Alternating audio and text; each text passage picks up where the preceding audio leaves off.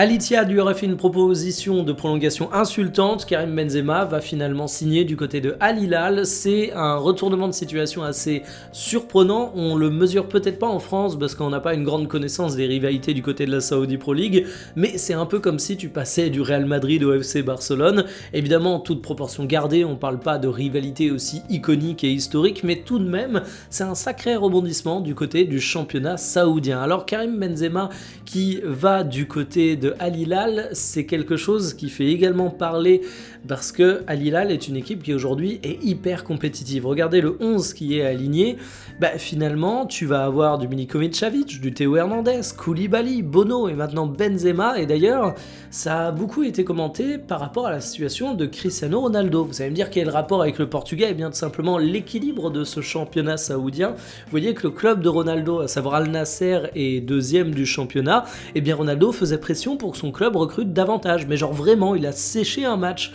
Ça a eu un impact sur tout le championnat saoudien parce que bien évidemment quand Ronaldo fait pression sur le PIF, le fonds d'investissement du pays, pour qu'il y ait des investissements au sein de son club, ça a un impact sur tous les clubs étant donné que tout l'argent vient du même robinet. Et la direction que prend Karim Benzema dans un club ou dans un autre, dans une écurie plus ou moins compétitive, bien évidemment c'est d'autant plus scruté au regard de cette actualité. Donc c'est un peu une dinguerie du côté de la Saudi Pro League où on a vraiment des joueurs qui ont une grosse influence, où on peut passer comme ça d'un club à l'autre.